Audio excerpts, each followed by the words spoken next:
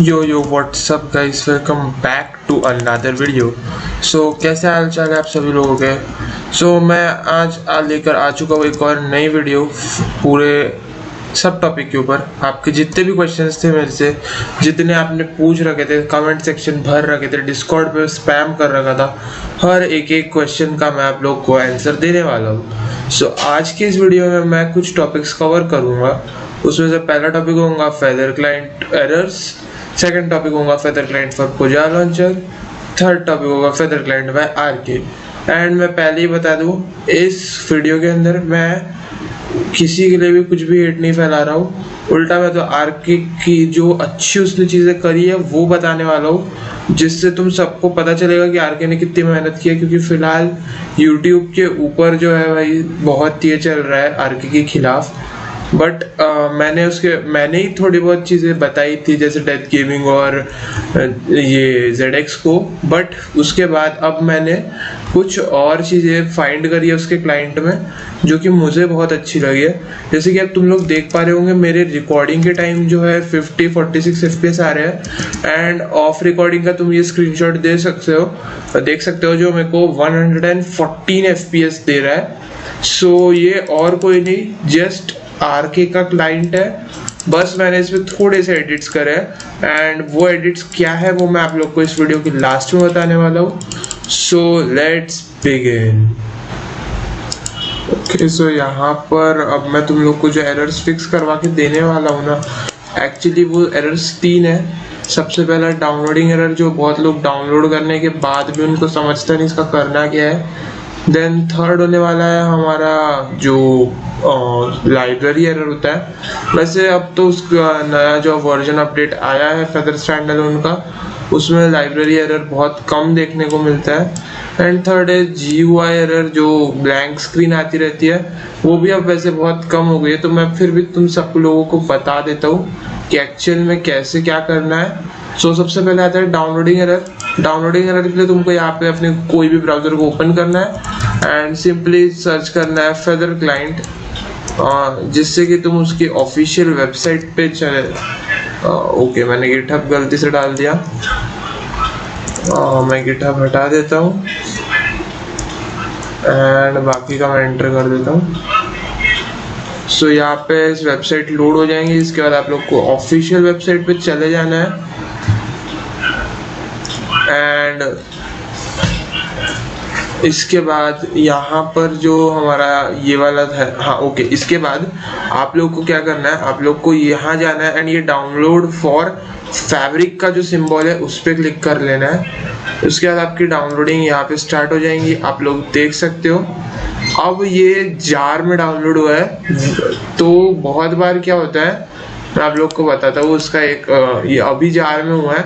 अभी भी स्टिल इस अपडेट के बाद भी कुछ लोगों को ये एज जार नहीं मिलता, कुछ लोगों को ये एज जिप मिलती है। अब मैं बताता हूँ, ये देखो, ये जो रहता है ना, ये जो है ये लोगों का .zip करके आता है। यहाँ ये देखो कुछ इस फॉर्मेट में रहता है, फेदर स्टैंडअलोन 0.2.3 .jar.zip। तो उन लोग को क्या करना है, सिंपली रीनेम करना है, फिर ये यहाँ पे क्लिक करना है, इस .zip को हटा देना है। अब बहुत लोग बोलेंगे कि जो लोगो दिखाया वैसा लोगो आता है पर .zip नहीं आती है। उसका भी एक सोल्यूशन है। तुम लोग को क्या करना है, तुम लोग को व्यू पे जाना है, शो में जाना है एंड ये फाइल नेम एक्सटेंशन जो है ना, इसको ऑन कर देना है, जिससे कि तुमको इसके एक्सटेंशंस दिखने लगे।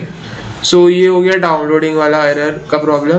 देन अब तुम लोग को लाइब्रेरीज का एरर आता है। ओके, मैं स्टेप बाय स्टेप सब बताता हूँ। तुम लोग को क्या करना है, तुम लोग को ये मॉड अब मिल गया, तुम इसको कट या कॉपी करना है। जो विंडोज 11 में नहीं है वो राइट क्लिक करो, यहाँ पे से कट या कॉपी जो चाहो वो करो। देन तुम लोग जो फोल्डर में बैठे हो वहां पे तुम लोग को टाइप करना है यहाँ पे %app data % एंड तुमको देन एंटर दबा देना है।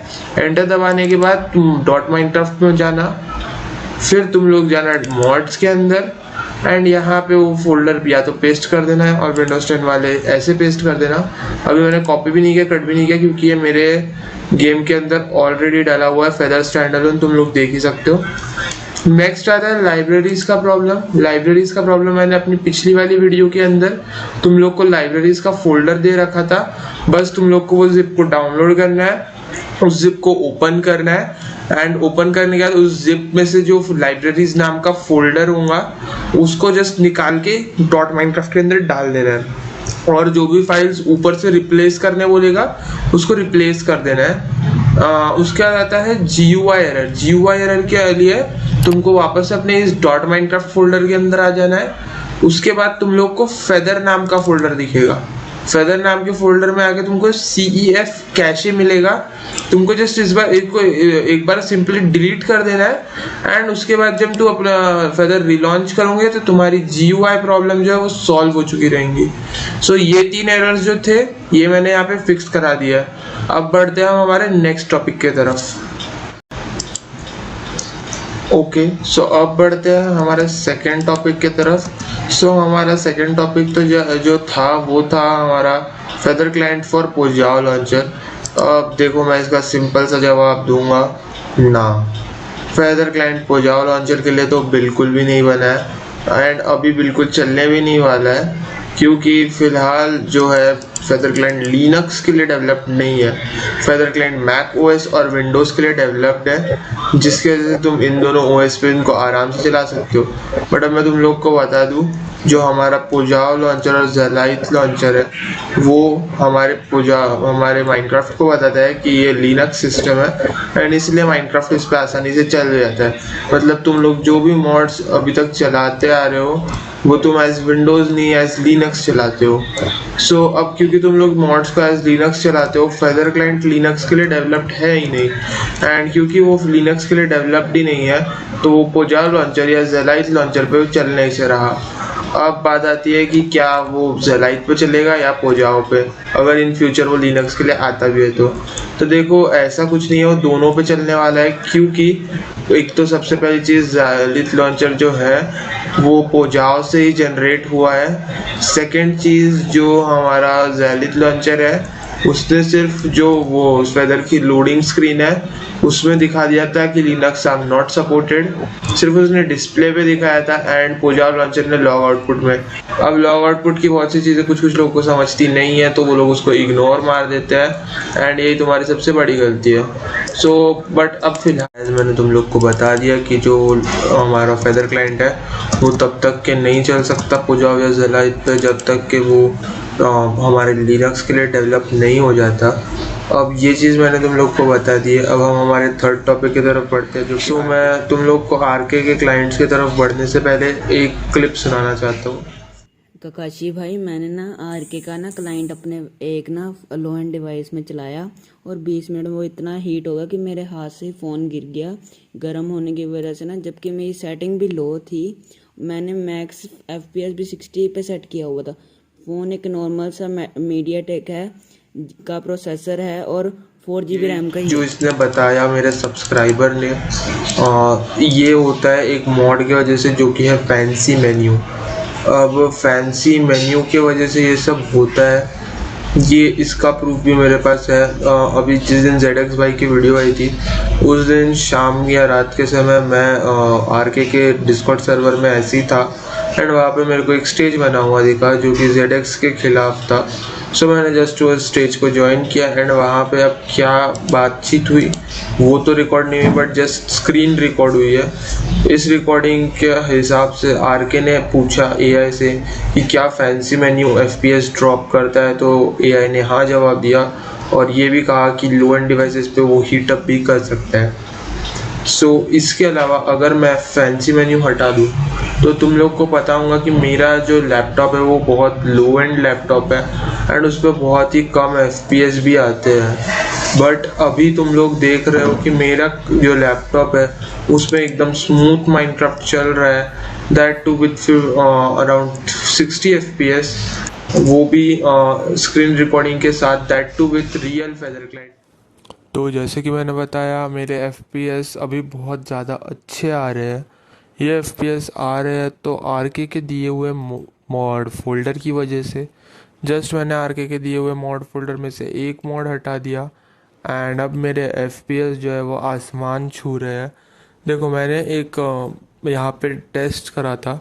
मैंने अपने मोड फोल्डर का टेस्ट करा versus R K client mod pack without any edit, and तीसरा R K mod pack with my edits. So इसमें मुझे सबसे ज़्यादा FPS 275 FPS देखने मिले R K K client with my edits. अब मैंने क्या एडिट करा था वो सब तुम भी कर सकते हो, जस्ट एक ही मॉड हटाना है। वो मैं बाद में बता दूंगा तुम्हें कि उसमें तुम्हें करना क्या है, बट अभी के लिए मैं बस इतना बता देता हूँ कि बहुत आसान है। और मेरे को जो इतने अच्छे FPS आ रहा है वो भी आरके के क्लाइंट विद एडिट से आ रहा है, एंड उस पर प्लस मैंने फेदर क्लाइंट जोड़ा है। मतलब तुम लोग सोच ही सकते हो कि मेरा इतना हैवी टास्किंग के बाद ऑन रिकॉर्डिंग भी इतने अच्छे FPS दिखने को मिल रहे हैं। सो अब मैं तुम लोग को एक चीज़ बोलना चाहूँगा, यहाँ पे आरके की भी कोई गलती नहीं है। जो तुम लोगों के वजह से ही वो सारी चीज़ें कर रहा है। तुम लोग को ही फेदर और लूनर क्लाइंट तुम्हारे पोजाव और जैलिथ लॉन्चर पे चाहिए। तुम लोग एक ऐसी चीज़ मांग रहे हो जो चल ही नहीं सकती है। सो इसीलिए यहाँ पे तुम लोगों को थोड़ा सुधरना होगा। फिलहाल जब तक के फेदर क्लाइंट लिनक्स के लिए नहीं आता है, पोजाव पे फेदर चलाने की जिद छोड़ दो। तुम्हारे पास अभी बहुत से क्लाइंट्स अवेलेबल है, जैसे कि axolotl client, mystery mod, neutron MC और ऐसे कई ढेर सारे क्लाइंट्स से मॉडरिंथ ये वेबसाइट भरी पड़ी है। जस्ट तुम्हें ज़रूरत है तो थोड़ा टाइम देके एक्सप्लोर करने की। तुम जैसे ही खुद के लिए एक बेस्ट क्लाइंट फाइंड कर लो, तुम उसे यूज़ कर सकते हो। एंड अब मैं बता देता हूँ कि आरके के क्लाइंट में ज़्यादा एफपीएस कैसे लेने हैं। तुम लोग को जस्ट ओपन करना है मॉड फोल्डर उसका दिया हुआ, एंड उसमें से फैंसी मेन्यू डेटा हटा देना है। फैंसी मेन्यू हटा देना है। जैसे ही तुम लोग फैंसी मेन्यू हटाते हो तुम्हारे एफपीएस अच्छे खासे आने लग जाएंगे। और जैसे ही ये तुम्हारे एफपीएस अच्छे खासे आने लग गए तो बस तुम्हारा काम हो गया है। एंड अब तुम लोगों को अगली जो ये है, तुम लोग अपने एफपीएस को मैं बोलता हूँ कि अपने एफपीएस लिमिट कर दो 60 पे। 60 से ज़्यादा एफपीएस लेके भी कोई फ़ायदा है नहीं, क्योंकि मैक्सिमम डिवाइसेस का रिफ्रेश रेट 60 हर्ट्ज़ होता है। तो उससे ज़्यादा एफपीएस तुम लोगे भी तो तुम्हें पता भी नहीं चलने वाला कि उसमें लगता कैसा है एक्चुअल में। सो 60 एफपीएस की लिमिट सेट कर दो एंड तुम लोग लॉन्ग टाइम गेमिंग कर पाओगे। सो मुझे लगता है आज की वीडियो के लिए बस इतना ही। Till the next video, peace out.